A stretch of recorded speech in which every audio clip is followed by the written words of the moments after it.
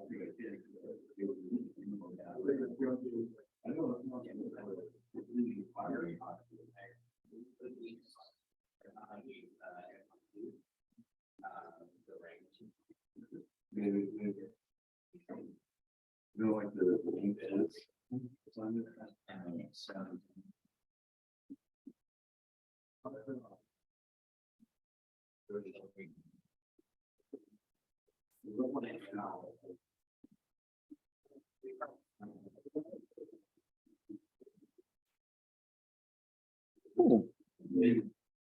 that is interesting.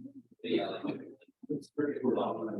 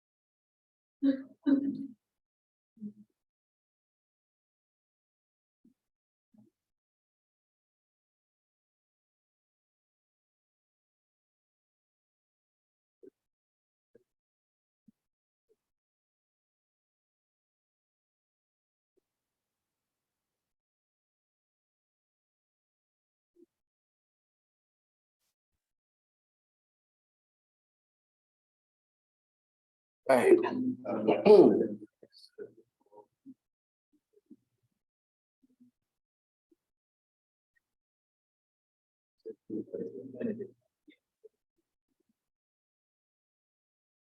All right, well, it is 5:30, so I'm gonna get started here. I got some messages coming in, that talk about, wanting me to explain questions 1, 6, and 7 from the previous lab. Basically the math behind all of that stuff. So that's what we can start with, in today's lecture. And then we're gonna move on to the 3x3, binary adder. We talked about, the functions in the C function and the R function that can be implemented using Boolean function, Boolean operators. That was pretty much what we talked about last Thursday. So I hope you guys all had a chance to kind of read up on the material, and basically understand how all of those things connect. Okay, because that's where we are standing right now. I also, because somebody asked me, they would like to have more practice. So this is an entire module, practice stuff, no effect on overall score / grade. So everything under this particular module, you can basically redo all of those labs as many times as you want to. And it doesn't count to your score at all, but it is a chance for you guys to kind of re-practice and go like, okay, I want a new set of questions, because some of the questions are generated, there are multiple values. So when you retry, it might give you a different problem and you can kind of practice that way. So I'm going to use this as a tool to practice addition, which was our lab last Thursday. And then I'll use this as an opportunity to explain questions 1, 6, and also 7. So that's what we're going to do today. And there's no way for me to actually practice. Fine, I'm going to pretend to be a student. So apparently, using the new quiz format, there's no easy way for me to actually participate unless I pretend to be a student. All right. So now I'm a student. It actually let me an access. Oh, it's still asking me for an access code. Do you guys? Oh, it's X, Y, Q, K, S. There we go. So that's basically the access code. I should have deleted the access code now that it's just a practice, but it's the same access code. And now I can start.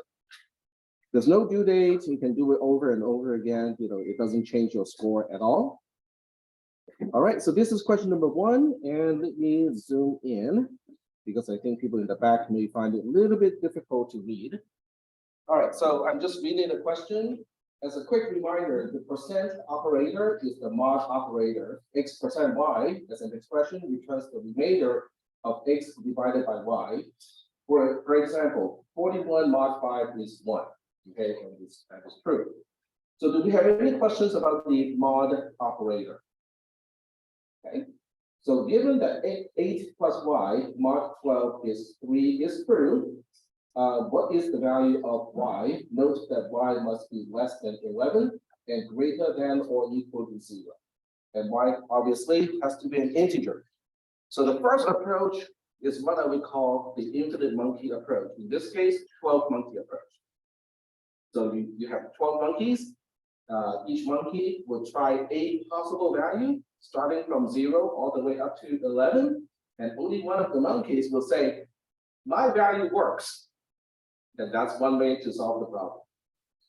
So now, if you want to use that approach, it's not a big deal. I mean, it does work. And the first few times you use it, you may actually just be trying it, but then you will figure out a pattern. So hopefully, even if you don't understand the math behind all of this and how to solve it mathematically, you can just use the infinite monkey approach and then generalize. Okay, from that approach, you start to generalize and figure out the pattern.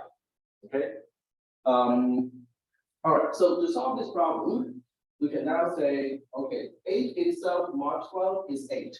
So we are pretty sure y has to be greater, 8 plus y has to be greater than or equal to 12 in order for this to work. Does that make sense? So that means, y has to be at least 4. I mean, when y is 4, 8 plus 4 is 12, 12 mod 12 is 0. Okay, so if 4 is giving us 0, and we want it to be 3, then what do we do? Add 3 to 4, that makes it 7. So 7 is the right answer in this case. So does everybody follow my approach? It is not even mathematical. It is more or less just kind of intuitively, trying to figure out, what would be the correct answer. All right. So we'll put a 7 here.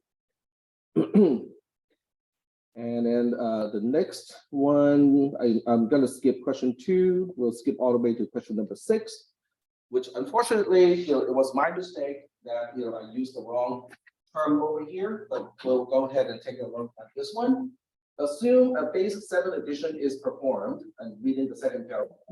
Given the value of k1 plus 1, which is k2, is 1, so we do have a carry to k2. x1 is 2, k1 is 0. What is the minimum value of y to make this happen? All right, so to answer this question, the first thing is, where do I even get started?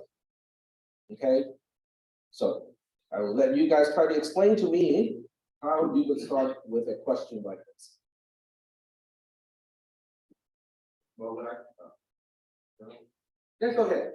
what I did was map out, or I put it in the format x, y, k to see what I had, so I can see where I need that carry. So you started off with k of I plus 1 equals to c of xi yi plus c of qi ki. Is that kind of where you started? Yeah, where I wrote it down. So where it was, so I can see, like, I know what I had a carry for k2, and then next to that I have my k1, which is 0, and then I put those next to each other and I'll put x for the space, so I know x and y are going to give me The carry. Because q plus k cannot give you the carry. There's no way q plus k can give you the carry, because q can only go from 0 to 6 in this case. Since you're adding 0 to it, it can never generate a carry. So the carry can only be the result of x plus y. Then you look up the equation of, when does x plus y give you a carry of 1? And in this case, because we are talking about base 7, it is x plus y has to be greater than or equal to 7. So given x is 2, how much do I have to add to 2 so that the sum is at least 7?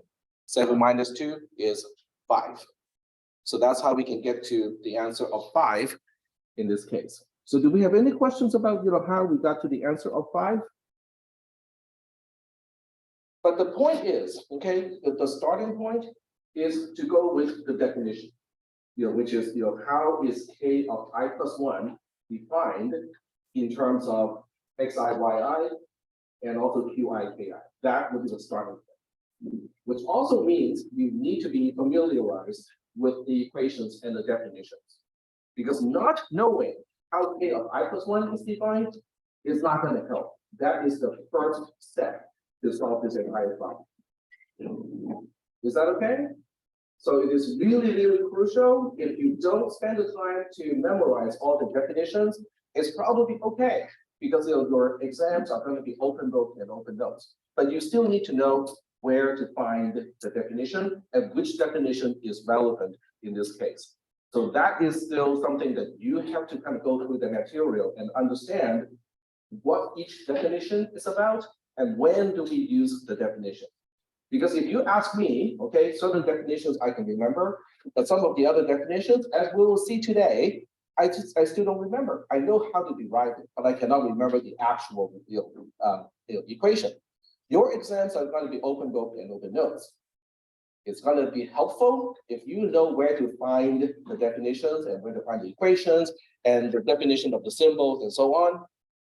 Otherwise, it's not going to be helpful, because you just end up with a pile of paper and you know the definition is somewhere within that pile of paper. And that is not going to be helpful in an exam because it is timed. Okay, does that make sense? All right. All right. So moving on to question number 7. So question number 7 is kind of like question number 6, except the constraints are different. So question number 7, I'm just reading the second paragraph, which is where the question starts. Assume a base 7 addition is performed. So once again, it's just base 7.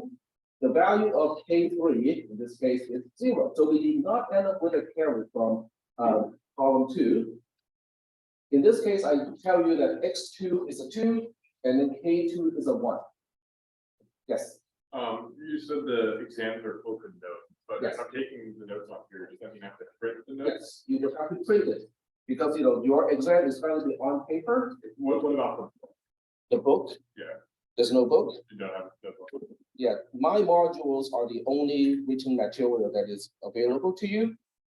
If you guys go to the internet or go to the library and you find like 6 textbooks that you think is going to help you in the exams, bring them. Okay, but it has it's stuff we bring, like notes and stuff we bring. Yeah. Like even if we're printing out your Anything book, Anything print that out. is on paper you can bring. In other words, anything that can be food for termites qualifies. So you can bring a piece of wood, huh? You can't use your phone for like mocking this on Canvas. You cannot use anything electronic during the exam. So keep that in mind because this is week 3, and the first exam is going to be somewhere between week 5 and 6, depending on how quickly I go through the material. So you already know it's going to be on paper. So if you have been taking notes, on a tablet or using a computer, that's okay. Just plan to have to print those out when you want to bring them to the exam, or take notes in a way so the printout is easy to bring along, it's easy to search, and so on. I mean, you have weeks to prepare for the exam, and since you already know you have to bring paper to help you, you can plan ahead of time, way ahead of time, so that you can optimize the resources. Yeah. Robert, kind of on the subject of test. Last test. Throughout the semester. Okay. Do you want a mean answer or the nice answer? Either or. Okay, I'll give you the nice answer, and then I'll give you the mean answer. Okay. Just as an afterthought. Yeah. So the nice answer is there are 3 exams. The first 2, exam 1 and exam 2, are spaced, at 1/3 and about 2/3 through the semester, and then plus the final exam. Okay. The percentages would be 20%, 20%, and 40%, because all the labs and the homework assignments add up to 20% as well. Yeah. The mean answer is in the syllabus.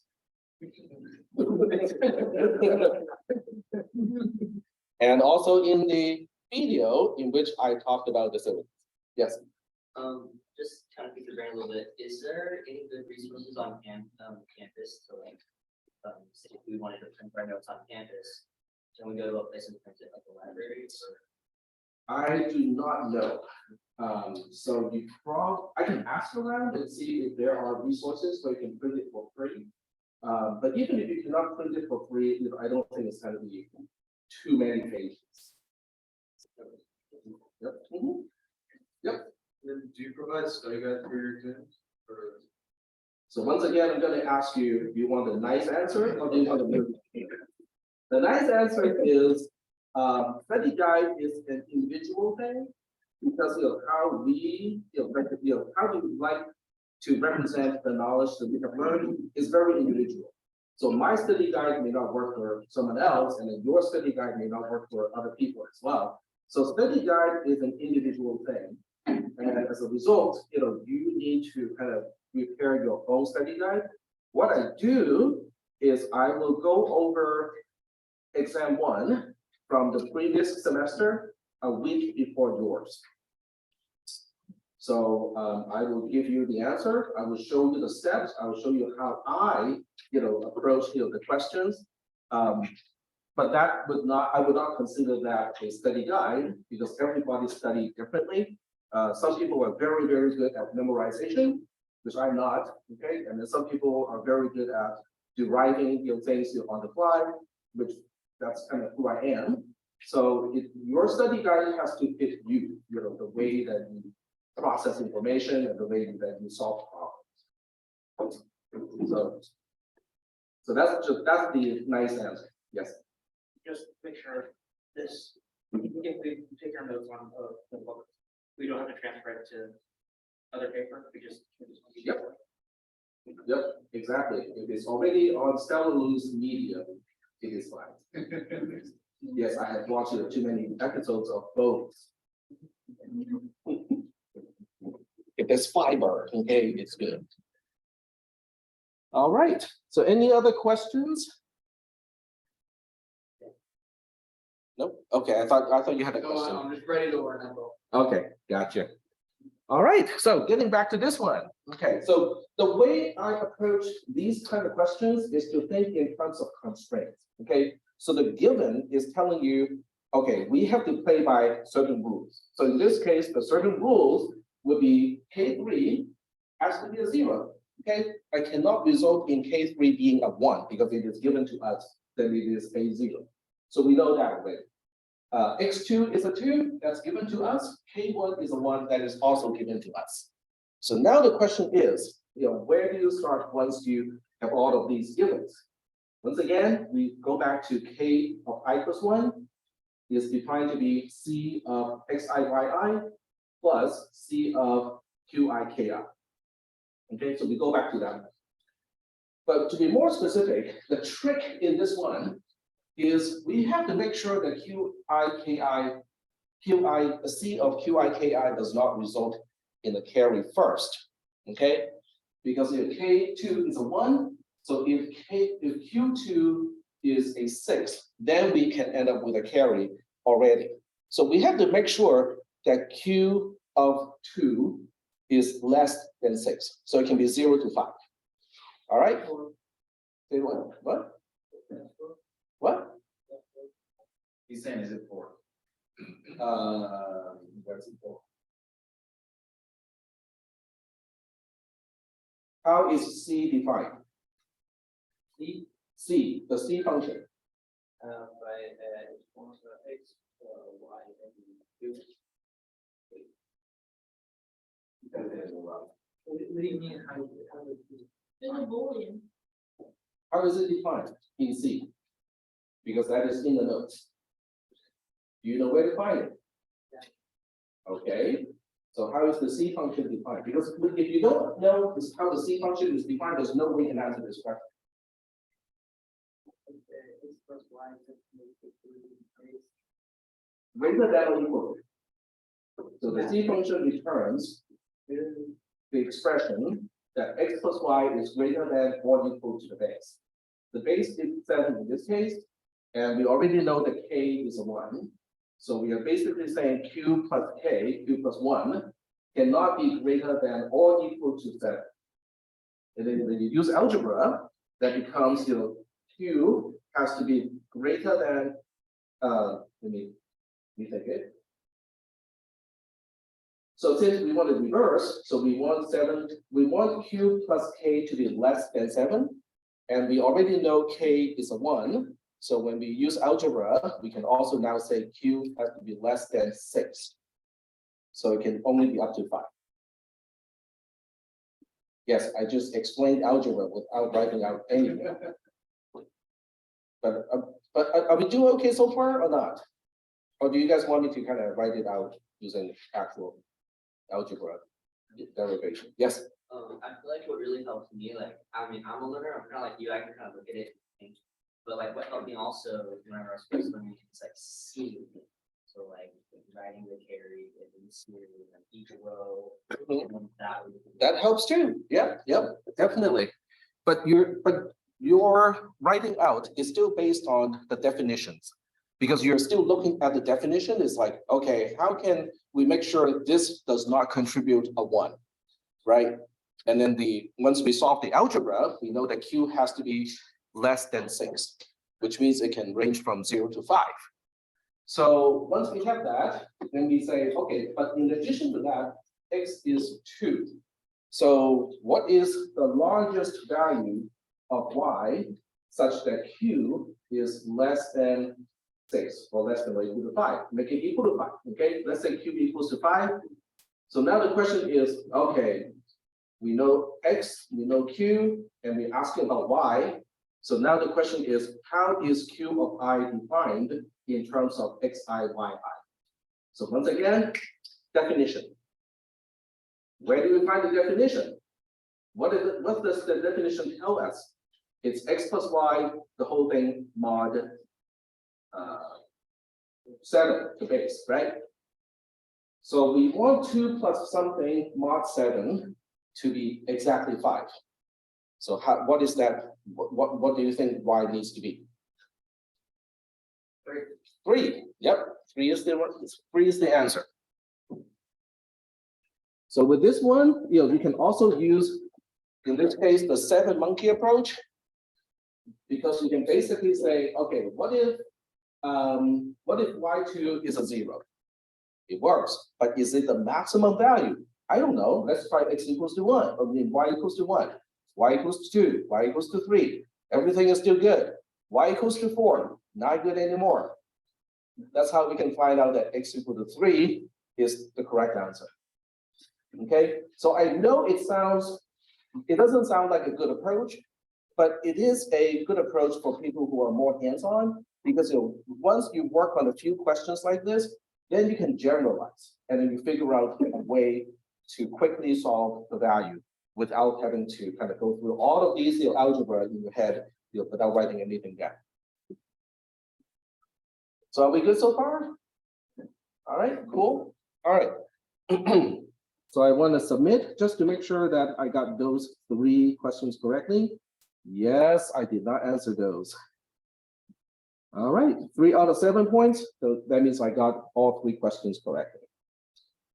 All right, so you can retry it. I mean, because there's an infinite number of retry if you want to. There's no limit. All right, so we are now getting back to binary addition. Okay, so we'll search for binary number addition, which is this module here. There we go. And last time we already talked about how to use transistors to do this. And then the idea is that the C function for base 2 can be done with conjunction, or otherwise known as AND. The R function can be done using exclusive OR. Or more painfully, it can also be expressed using just negation, conjunction, and disjunction. Okay, so either way works. The problem with that approach, okay, let me show you a diagram, because I actually finished the circuit that I started off last week. So it is actually done. So let me start up Logism, and then I will show you the the circuit, then we will talk about the problem with this approach. It's not like it doesn't work. It does work, but it has an efficiency issue. So let me, I think that should start up. Logism. Yep. And then I'm going to move it on this side. Oh, looking the wrong thing. I want to maximize this on this page. And your lab actually has to do with this one too. So I'm going to talk about this circuit just a little bit here. Okay. So the problem with this circuit is not so much the use of the exclusive OR gate. So the exclusive OR gate X1 and the exclusive OR gate X2, those two are multi-bit gates, which is nice to use, okay, because I can process multiple bits at the same time. But there is a dependency, there's a linear dependency in this entire diagram. You can see how the output of D1 is used as the input of A3, which then becomes the input of D2, right? So there's a dependency between D1 and D2. When you look at the output of D2, it goes to A4, and then the output of A4 goes to D3. So there's also a dependency between D2 and D3. So what this is telling us is D3 cannot get his job or her job done until D2 is done. But D2 cannot be done until D1 is done. So there's a linear dependency, which is a problem, because it means this is a 3-bit by 3-bit adder, okay? And we have a dependency that is 3 links long. If you have a 64-bit adder, you have a 64-link long chain where there's a linear dependency. So that means, as you scale up to process wider integers, it will take longer to perform the addition. So, well, that may not be a problem if this is the only way to do it. But it is a problem when there's a faster way to do it. So if Intel decides, oh, this is easier for me to make a processor and decides to go with this, and then AMD finds a way that is faster, then the AMD processor is going to be faster than the Intel processor. Does that make sense? So which processor would you buy in that case? Depends on the price. Price to performance ratio, right? Yeah. So in terms of the price to performance ratio, this approach is going to be less expensive because it saves transistors. Okay, it is simpler in terms of design, but it's slower. The other approach, which is called the carry look ahead method, is much faster. In fact, you can call it quote unquote constant time. I'll put it in quotes because it's not exactly, but it's pretty close. Okay. So in that case, if you're buying a computer for a nephew and it's supposed to be for class purposes, of course you're going to pick this processor just to make sure your nephew cannot play video games, right? Any video game will just kind of totally crap out, on this processor. But if you're buying that processor for yourself, and I heard you guys just talk about playing video games earlier, you're going to go for the one that's faster, even though it's more expensive. Does that make sense? So most classes, yes, go ahead. What is the, what operator is that? An and or? Okay, once again, I'm going to ask, do you want a nice answer or do you want a mean answer? All right, because I want you guys to get to the point where I am redundant. I'm not needed anymore. That is my objective, okay? My objective is to make myself obsolete.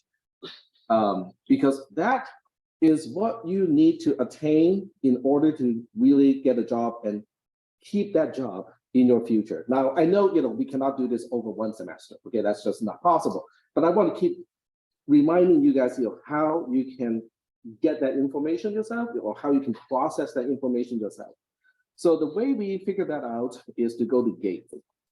And, we have the diagram on one side, and then we have the explanation on the other side.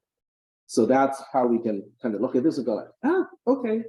So all of these are OR gates. So the question is, well, if they're OR gates, why don't you use O something? Because O looks like a 0. And D is for disjunction. But that's kind of, how you can utilize, the tools, Logism on the left-hand side. If you see a symbol that you do not recognize, you can kind of go through these and go like, okay, which one is it? Or if you see something, that you don't recognize, you can go through wiring. At some point of time, we're going to get to plexers, but it's going to be down the line quite a bit. Memory and also arithmetic, but that's way down the line, like in another 3 weeks, 4 weeks or so. All right, so any other questions? So is everybody sufficiently convinced that this design is nice? It looks relatively simple, but at the same time, the linear dependency makes it not the best approach. Okay, especially if I tell you there's a better approach that does not have the linear dependency. Is that okay? All right. All right, so if I go back to the notes, okay, the entire discussion of the really cool method that removes the linear dependency is in section 6, which is titled, but wait, there's more. Just like those infomercials. So in this case, you see a long derivation. Okay, so the explanation part is just what I said. Okay, there's a linear dependency if we do not apply this technique. K of I plus 1 depends on K of I. Okay, so there's always there.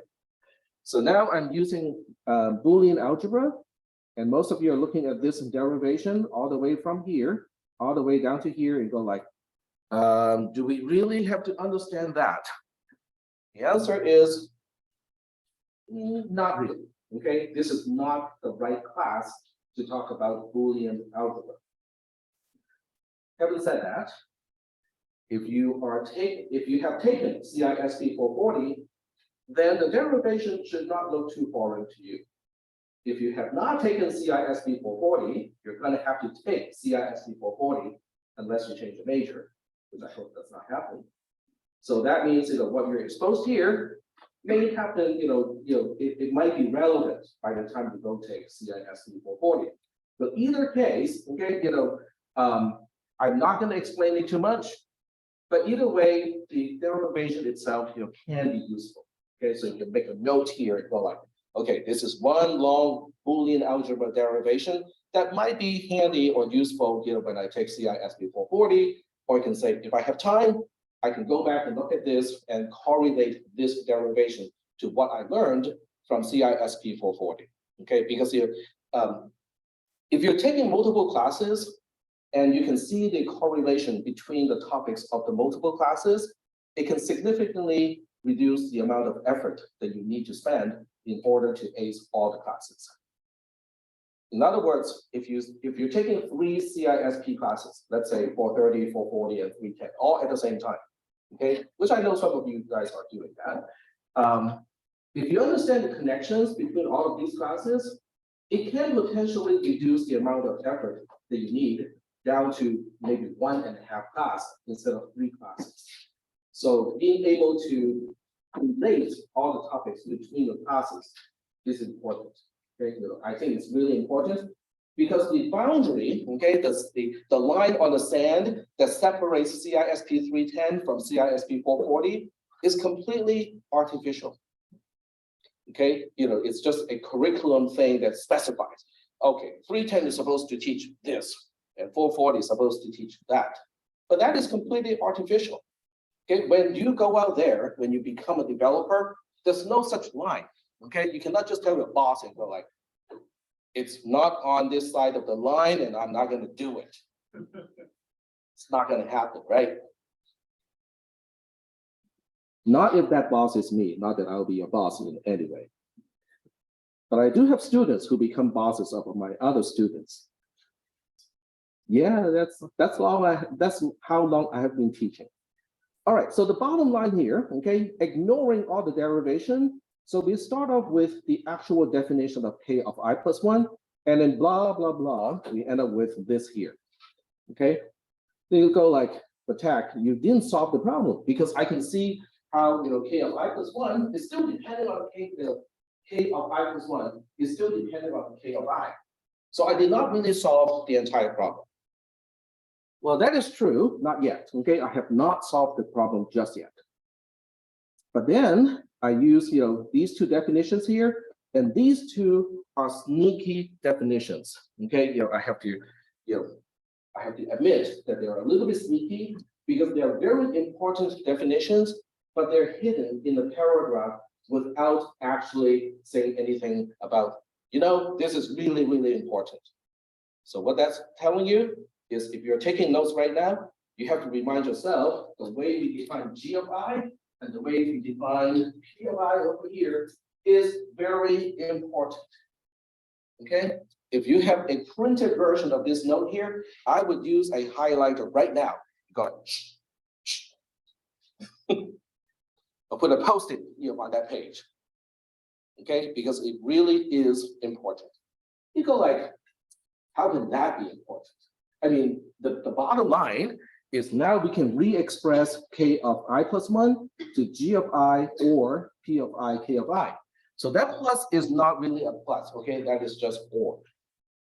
And then what looks like multiplication is actually conjunction. So we're dealing with a Boolean expression here. This is not an arithmetic expression. So I do want to make that very clear.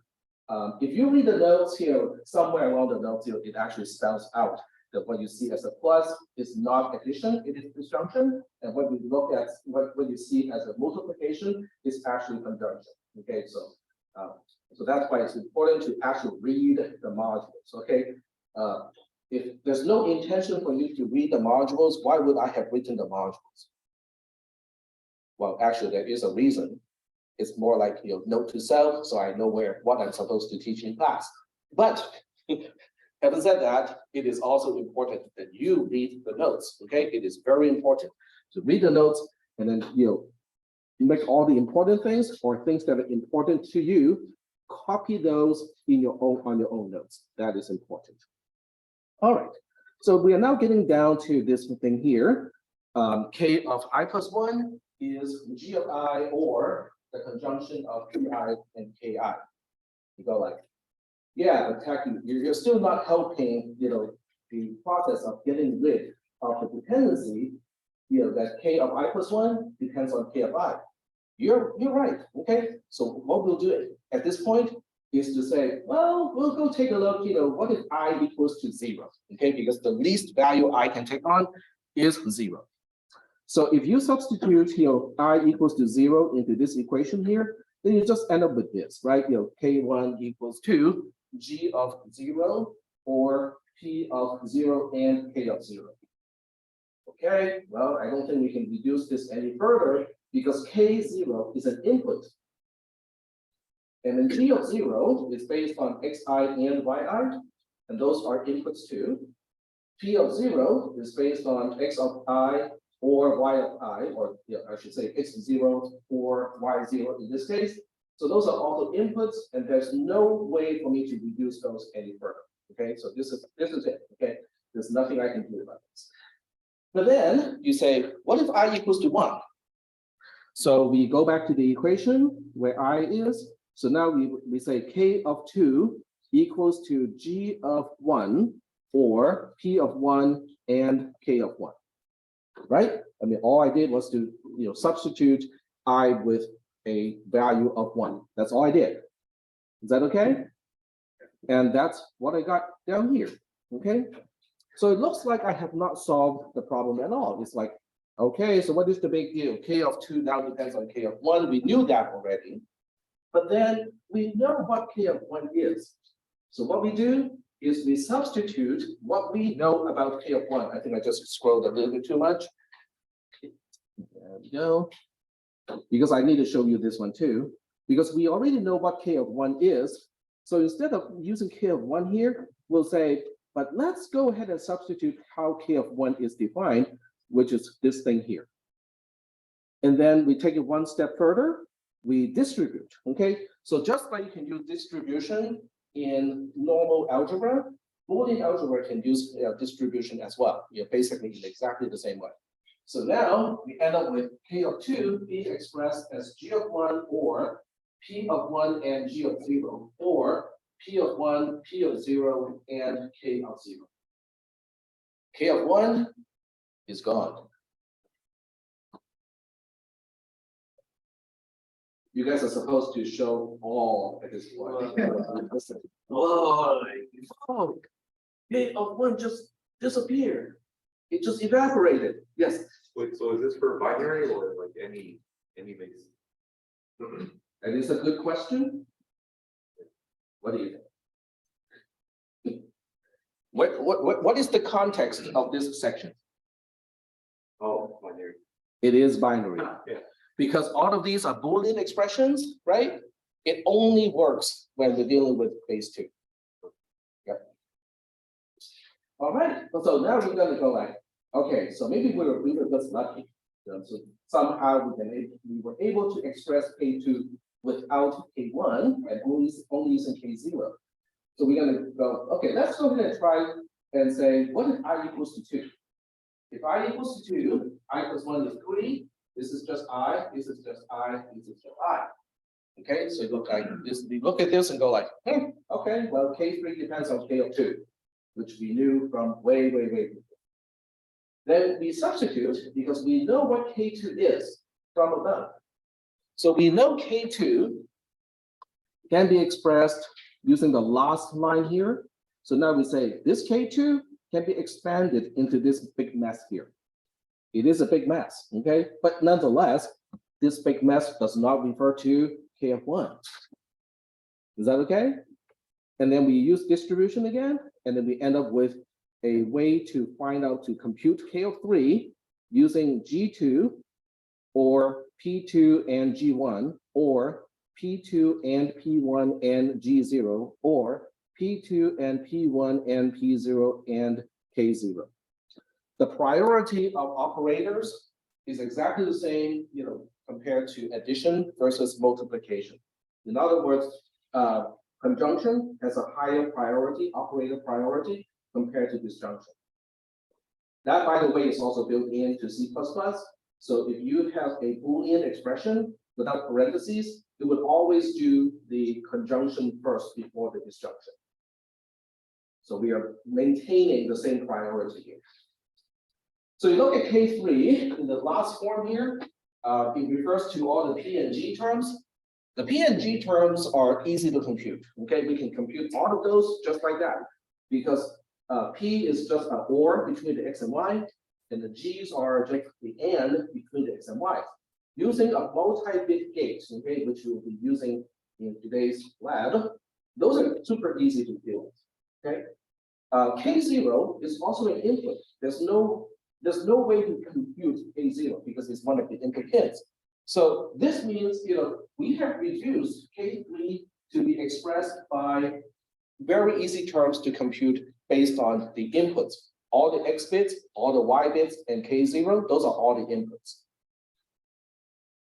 So do we have any questions at this point about, where the mouse cursor is located? Did you say that line again, with the sign using Boolean? So the pluses are disjunctions. What looks like multiplications are conjunctions. So it's G2 and P2 or G1 and P2 or P1 or G0. No, the other way around. What looks like multiplication is conjunction. Did I say the opposite? I could have. What looks like multiplication is conjunction. What looks like addition is disjunction. Okay.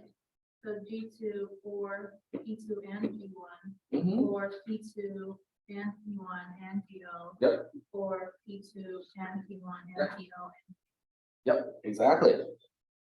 And somebody's going to complain and go like, I cannot see how this is faster. This has to be slow. I mean, the way I'm going to do this is way slower than the other methods. Well, that's because you're linear. That's because when you are looking at the equation like this, you're only processing one value at a time, right? And that's why when you look at something as complex as this, it's going to be taking longer than this, which is taking longer than that over there. But when you look at the logic gates, it's a little bit different.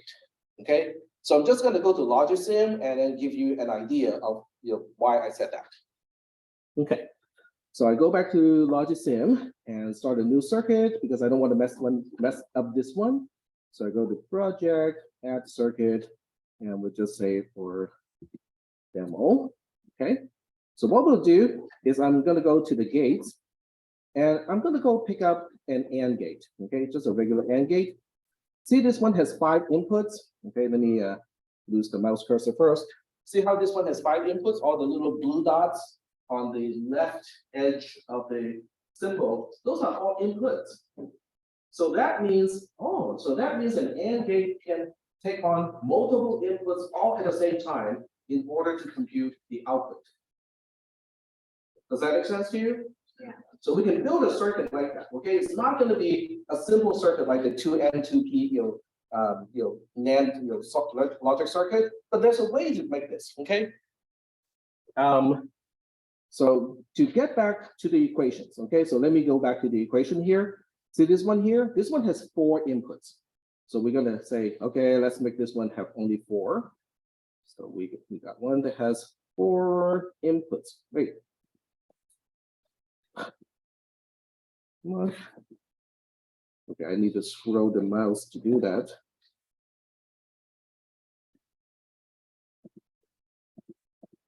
There we go. Okay, so this one has 4 inputs. And then you look at this one here. This one's got 3 inputs, right? All right, so let's do that. Okay, we make a duplicate of this and say this time we only need 3 inputs. And then we look at this one here, it needs 2 inputs, right? So we look at this thing here, we duplicate it again and say, this time we only need 2 inputs. Scroll up, select that. And then we look at this one here. This one is not even a gate, okay?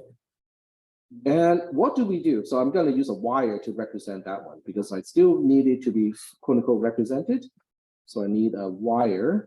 Unfortunately, it won't let me just draw a wire. So I'm going to use an input pin. That may not be the best thing to do. I need something that has a connector that won't mess up anything here.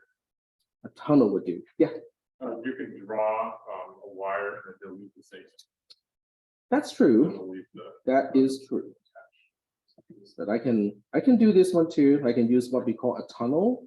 A tunnel is basically just a symbol, so we'll just go ahead and call this one G2. Okay.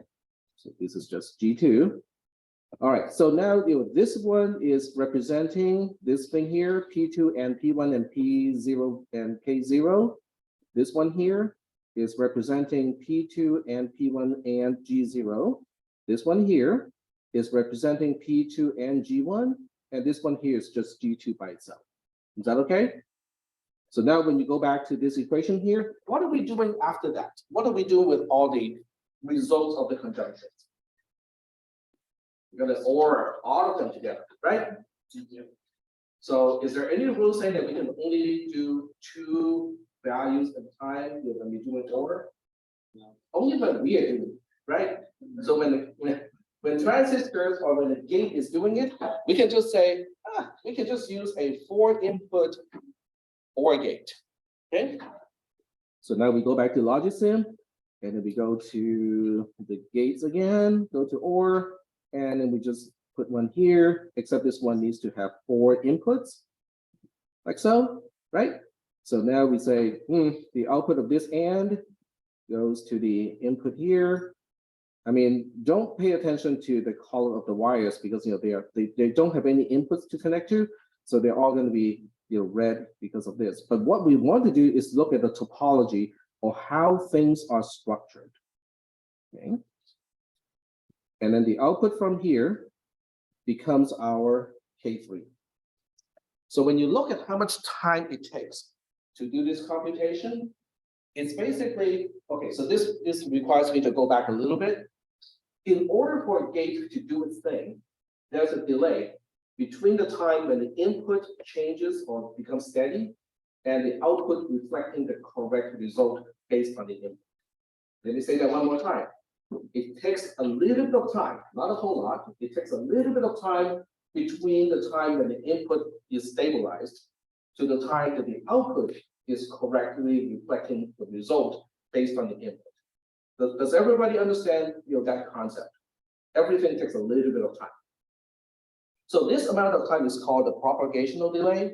When we are talking about logic gates and processor design, it's called propagational delay. So there's a propagational delay from this input affecting this output. But the three AND gates, they all have, in theory, the same propagational delay. So assuming the three AND gates, they all get their inputs at exactly the same time, then they're all going to have a valid output at exactly the same time. Does that make sense? Yeah. And at that point, the OR gate can start to work. And then the OR gate will also take one propagational delay in order for the K bit to be actually computed correctly. Is that okay? So if you ask me, is this design going to use more transistors than the design for K2? The answer is yes.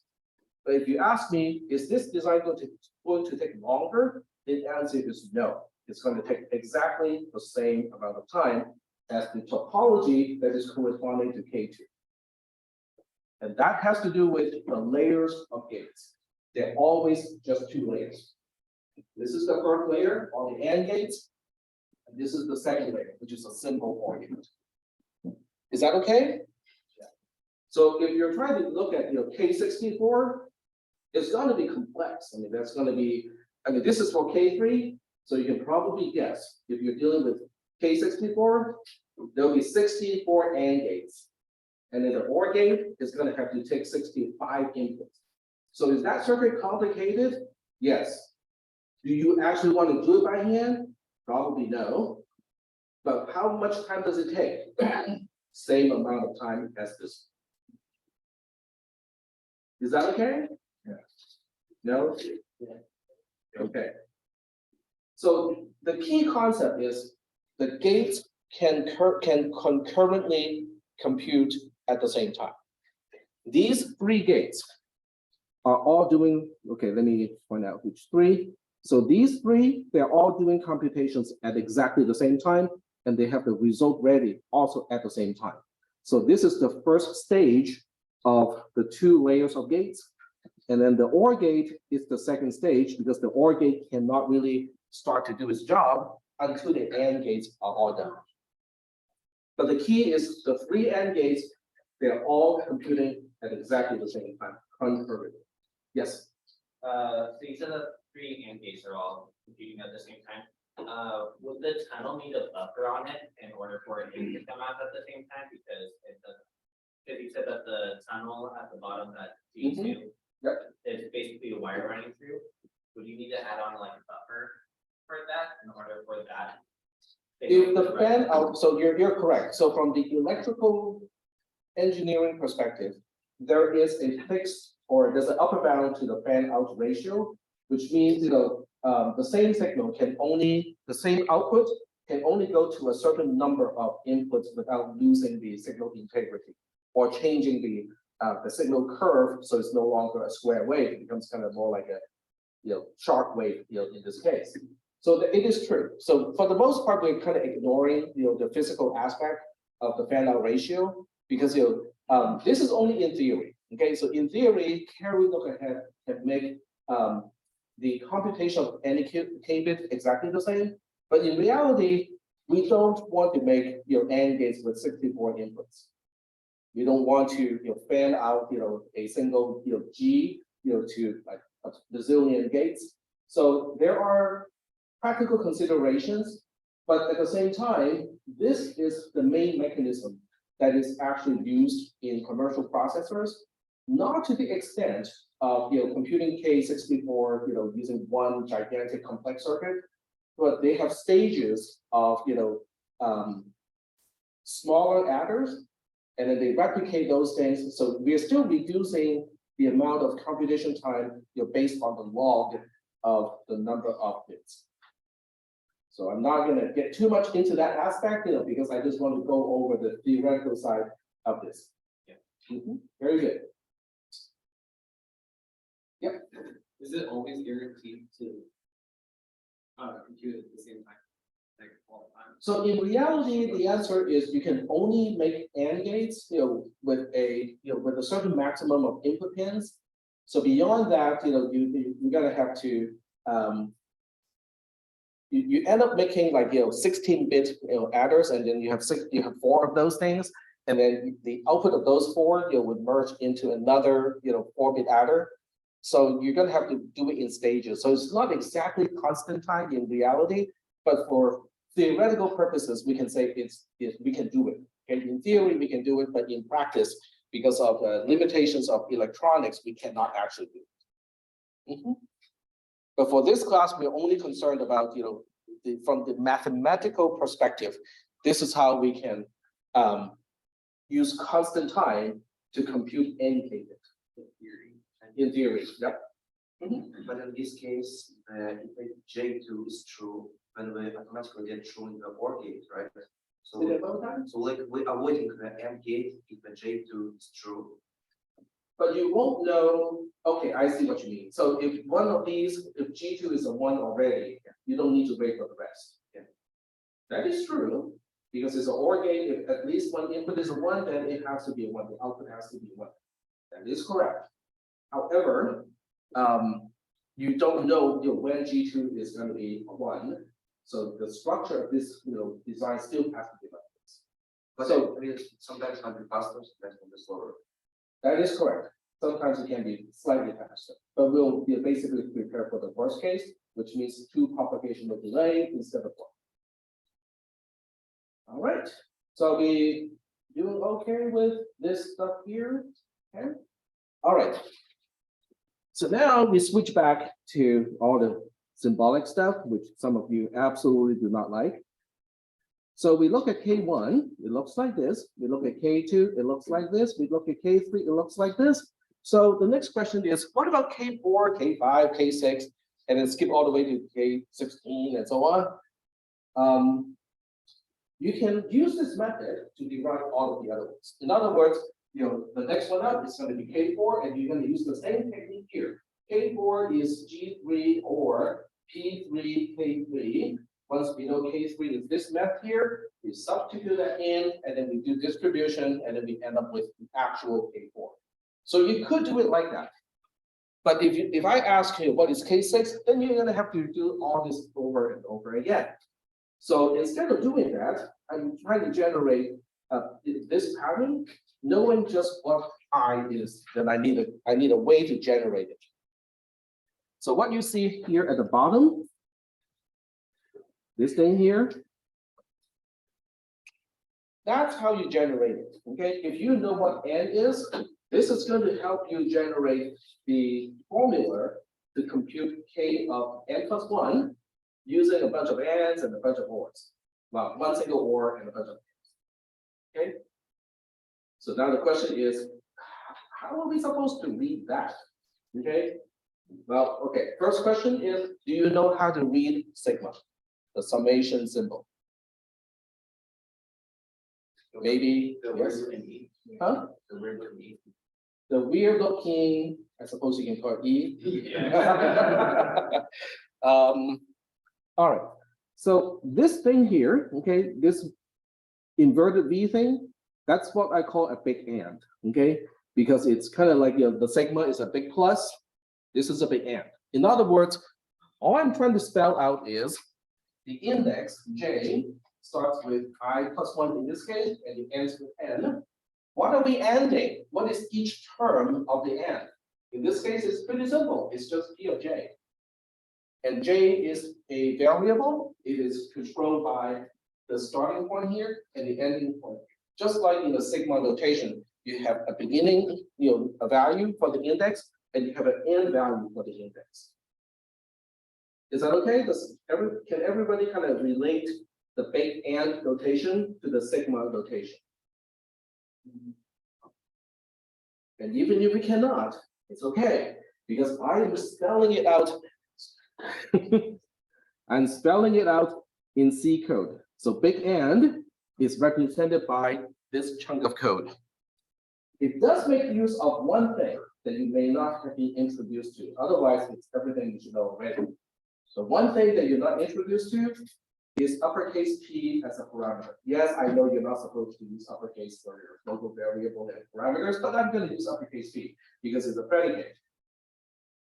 So in this case, uppercase P as a parameter, let me point out which one we are talking about. There's only one uppercase P, by the way, which is this one here. It is what we call a pointer to a function. How many people learned pointers to a function in C or C++? Okay, I'm impressed. Okay, that's actually pretty good. So a pointer to a function is basically a pointer to a function, okay? And it is being passed as a parameter, which means P is not a function itself. It is the address of a function. And it is being passed as a parameter, which means the caller can now say, oh, I want you to use this function to compute the result of applying I, or sometimes I want to use the other function. It basically makes a function into a variable that can be specified by the caller. Is that okay, sort of? All right. So basically, what this is doing, okay, because I'm copying this notation here. So the big N notation is to start with a default result of 1, and then I as an index is starting with A, just like what this notation is trying to say, I equals to A, and it is always going to be incremented. So until I has to be, when I is equaling to B, it is the last iteration. When I is greater than B, then we get out of the loop. And then for each iteration, we have a post operation of plus I, so that we move on to the next value of I. And then what we do inside each iteration is exactly this code here. I know it can be done using, I'm not sure actually. So this is what we do inside, is we take the current result and then we do a conjunction, and hence the name of the big N, with whatever P is pointing to as a function applied to I, which is controlled by this loop here. So that's the big N. I mean, sigma notation is basically the same thing, except instead of N, you have arithmetic plus. And then you initialize the result to 0 when you're dealing with sigma. And then P of I does not return just 0 or 1. It is going to return a numerical integer value. Okay. Can you stop that, please? Oh, thank you. Yep. So in this case, it's P of I returning kind of like the digit. It's returning a Boolean. Okay. Yeah, but okay. the digit can only ever be 0 or 1. Not exactly. Since I'm teaching CISP360 this Friday, this topic is fresh in my mind. The operator is a logical operator. So in C++, there's automatic promotion and demotion, which means once we know the operator spells out, like, I need a Boolean on this side, and I need a Boolean on that side, okay? Because the types of the two sides of an logical AND operator, they must be quote-unquote Boolean. So it looks at the left-hand side, okay, and this is written in C. C does not have bool as a type, so the closest thing we can do is int, okay? So it looks at the result and go like, okay, fine, it's an int, but I'm gonna look at it as a Boolean. Okay, it looks at the other side, it returns an integer also. So what it's gonna do is to say, is this 0 or non-zero? If it is 0, I will look at it as false. If it is non-zero, I'm gonna look at it as true. Same thing on the other side. So it's about the interpretation of the values. So in this case, it has automatic demotion, because when you convert an integer into a Boolean, you're demoting it, you're losing information. Is that okay? Does everybody understand how this works? How we can have a logical operator and when both sides are really just regular integers. All right. So the result is going to be also a Boolean, but since not C++, but since C does not actually have Boolean, it will just say, I'm just going to give you a 0 if the conjunction ends up with a false, and something that is other than 0 if the result is something that is true. So what something is that is not 0? It can be 1, can be -3, can be 62, can be -30. We don't know. We just know it is not going to be 0. So this is why in C, you have to be very careful, Because depending on the context, you cannot say result is just 0 or 1. Okay, it is either 0 or non-zero. That's all you know. When it is non-zero, it can be any one of the non-zero value for this particular int type. Depending on the width of the int, it can be a lot, it can be not a whole lot. So it really kind of depends. Are we okay so far with this code? Sorry, I think I just went a little bit beyond, the scope of this class to talk about, topics that should have been introduced in CISP360, which is automatic demotion when you evaluate an expression. But it's good to review those topics because those are important topics. And then the big OR looks like this. It looks almost exactly the same, except result is initialized to a 0 or false in this case. And then the way we stack up the results of applying P of I is an OR. In other words, once it becomes true, there's no chance it can become false again. As opposed to the AND, where it starts off with a true, but once it becomes false, there's no chance for it to become true again. Is that okay? So this is the big AND, the big OR. So once we understand the big AND, the big OR, now it is just, when I first used this notation, it did not have all the extra parentheses, but with all the extra parentheses, it is a little bit more clear what we are doing. So if you look at the big OR notation, which is all the way here, it is one loop. But inside that loop, we also have an inner loop to handle the big AND. But nonetheless, this is really just mapping to what the C code is trying to represent in terms of what does it mean when we have a big AND? We're just ANDing a bunch of terms. Okay, each term depends on the index I, and then the range of I goes from A to B as the input. So here's one question I have for you. What if A is greater than B? What if parameter A is greater than parameter B? What is going to happen to the loop?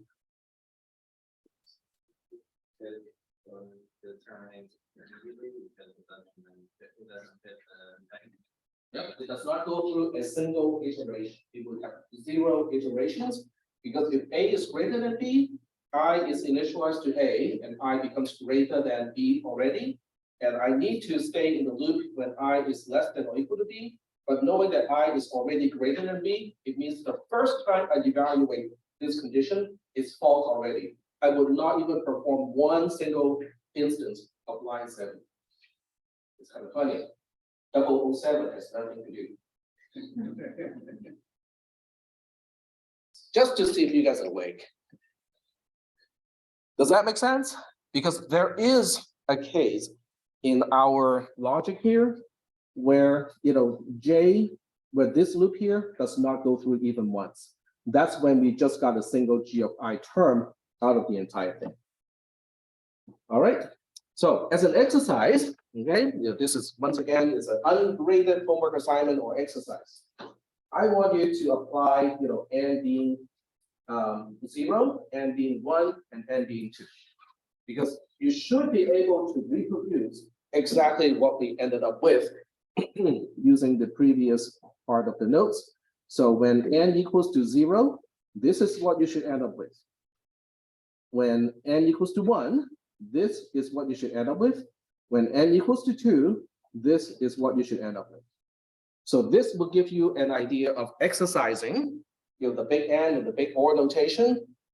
I know it looks like a mess, but once you actually substitute values into n, it's not really that bad. Okay, it really is not. Especially when n is only 0, 1, or 2, it's not really that bad. But it gives you also a way to verify whether your answer is right or not, because the correct answer is already here. So if you end up with something other than the correct answer, then you kind of have to think about, okay, so how is my answer different from what we have here? But if your answer is the same, well, I think you have it's a pretty good, I think it's a good chance that you got it right. Is that okay? All right. Looking at the time, it's probably a good time to take roll, because I think you guys have more than enough material in your head right now. So I'm gonna go take roll, sign in, using your mobile device. And I need to get out of student view to do this.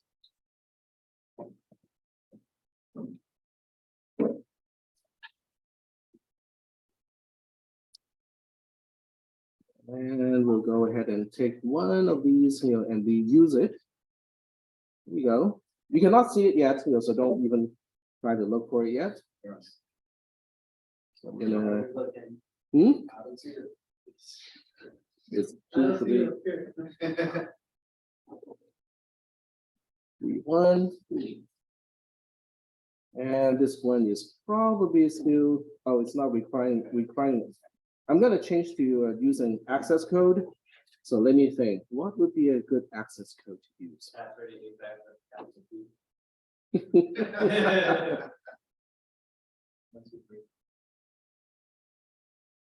That's a good password.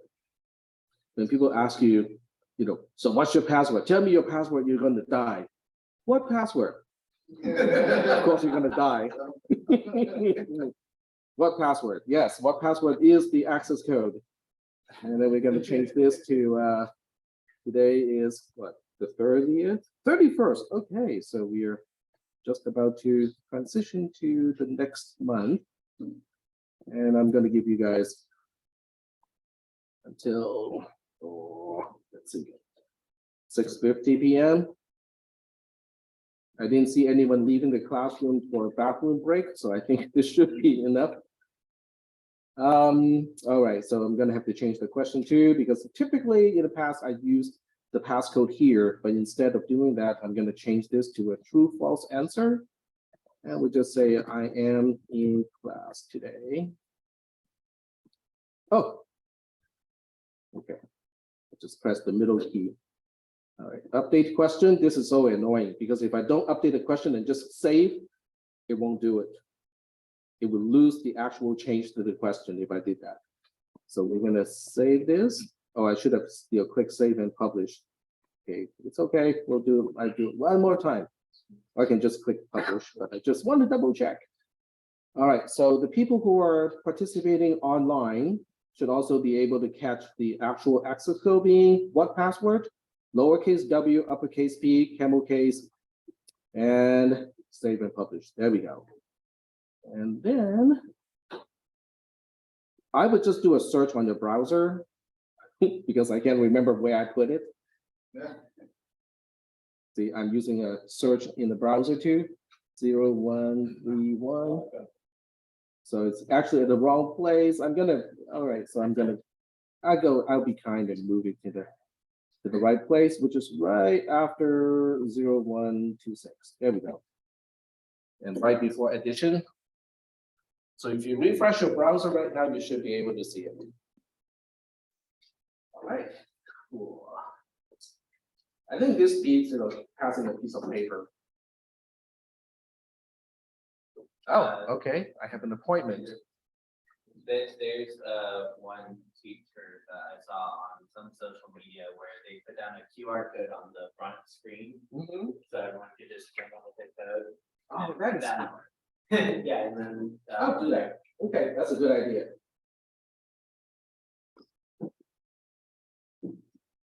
It's a few more steps for me because I need a tool to generate the QR code. It's okay, I can do that. But that would not be accessible because a person who has visual impairment would not be able to point to the QR code. Yeah.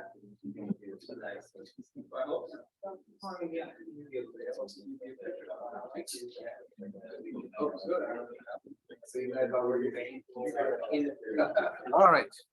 So we are not quite done yet. Okay, so from the chattering, I'm guessing most people are done with a road. So we're not quite done yet. Okay, we still got 8 minutes. Okay, and I can pack stuff into 8 minutes. All right.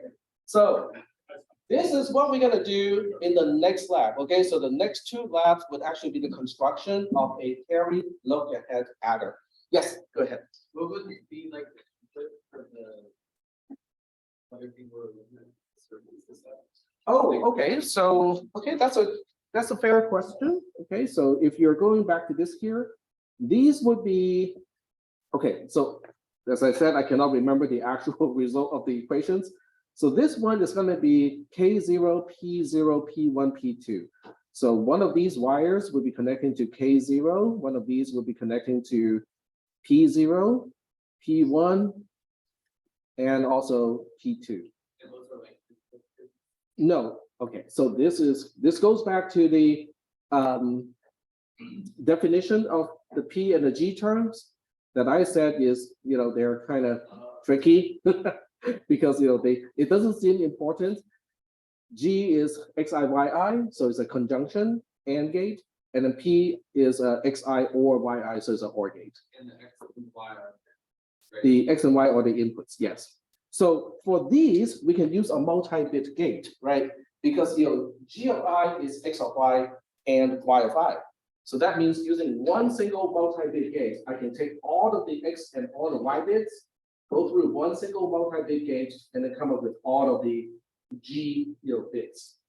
Same thing for the P, okay? So, and that's why the multi-bit gate is such a great thing, because instead of making a bazillion little AND gates and a bazillion of little OR gates, I just need one AND gate, one OR gate, we're done. Okay. But the K bits is the problem, because the K bits cannot be generalized. Every K bit is computed in a slightly different way, because you can see how K1 is really simple, K2 is a little bit more complex, and then K3 is even more complex. So the K bits are the ones that are individual, and they cannot be computed with a multi-bit gate. So, but once the K bits are all computed, the Q bits can also be computed with one shot. How are the Q bits defined? Q of I is X of I exclusive OR with Y of I. So that means it can also be done using a multi-bit gate, but in this case, it's going to be a multi-bit exclusive OR gate. So once we have the K bits and the Q bits, then we can also use the exclusive OR gate to compute the sum bits. So so that's going to be your next true labs, is to actually design and implement a carry look ahead adder. Okay, but understanding the equations here is kind of important, because that's what we're going to use when we design those particular components. All right. So I'll give you a preview, because I still got 5 minutes, which is 300 seconds, which is 300,000 milliseconds, which is not that much anymore because I just wasted a few of those. So the next question is, what about subtraction? Subtraction is such a drag because addition is commutative, right? X plus Y is the same as Y plus X. It's all kind of easy and cool. Subtraction is not. But addition, Just toss it through the gate back. almost. It's almost that easy, okay? So as it turns out, subtraction is really just a simple thing that you have to do to the X bits first before you compute the G and the P. Turns out it's a very simple thing that you can do. You can turn an adder into a subtractor with that ease. Now, that all being said, okay, binary math is easy because decimal math requires you to memorize, okay? What is 6 plus 7? 13, we want to call that 3 with a carry of 1. Okay, and there are, even if you count the commutative property, there are 10 times 10 divided by 2 number of cases that you really just have to memorize. Does that make sense? Okay, and this is going to multiplication. With subtraction, it really is 10 by 10 cases. I mean, I know some of those are really trivial because anything minus 0 is just that something, but it's still a massive number. Binary is easy. How many ways can you arrange the zeros and ones when you do addition? 0 plus 0 is 0 with no carry. 0 plus 1 is 1 with no carry. 1 plus 0 is 1 with no carry. And then 1 plus 1 is 0 with a carry of 1. You're done. And this is why I don't understand why we teach elementary schoolers base 10. That is just broken. We're just wasting their time because what could have been done in 20 minutes, now the kids will have to spend like 2 months just to memorize all of that stuff. Multiplication is even easier. 0 times 0 is 0. 1 times 0 is 0. 0 times 1 is 0. 1 times 1 is 1. You're done with the multiplication table. I don't understand. I don't understand why we are using base 10. I mean, base 2 is good, base 4 is kind of good, base 8, base 16, those are all good. Why? Because to convert between base 2, base 4, base 8, base 16, base 32, and so on, is a table lookup. You don't need division, you don't need addition, you don't need comparison. None of that stuff. It's just table lookup. Base 10 is just, it just doesn't make sense. I would say base 10 makes as much sense as base 7. I mean, really. I mean, some people can say, but it's an even number, it's kind of nice. How is that helping us? Yep. Isn't multiplication and binary incredibly weird? No, it's incredibly easy. It's like, it's not very intuitive. If you do it with decimals, right, for children, it's just so much easier to your digits. When you do that, it just reminds me of Bones. Dancing Philippians, dancing Philippians. But the thing is, okay, so when you do multiplication, each time you have to actually do mental math to come up with the partial multiplier, right? Because you have the top multiplied by one of the digits of the bottom, and you have to do actual multiplication in your head. You have to do mental multiplication. In binary, it's either yes, we got 1, or no, we don't have 1. Do you see how that is so much easier? Because there's no built-in multiplication involved. Division is the same thing too. Because when you do base 10 division, like a 6-digit divided by a 3-digit, it's a nightmare because you have to go through the multiplication in your head mentally in order to figure out, do they have 6 of these or 7 of those? And then you kind of have to go through your head and go like, okay, is it 6 or 7, right? In binary, it's easy. Do we have 0 of this or 1 of this?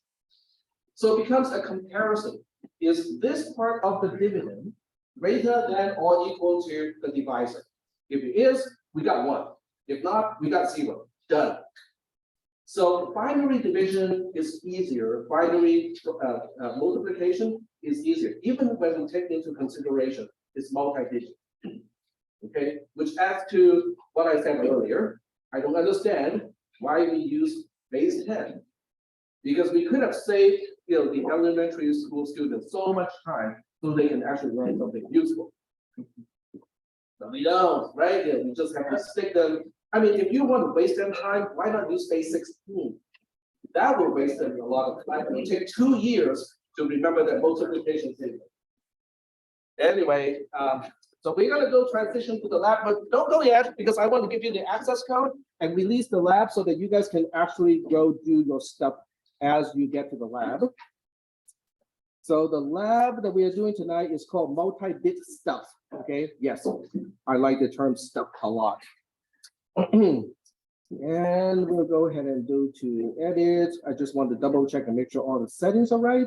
But from your perspective, it is the passcode that is important. It is multi. Okay, it's just M-U-L-T-I or lowercase. And then the time is already set correctly. So you should be able to do it when you get to the lab. I'll see you all over there.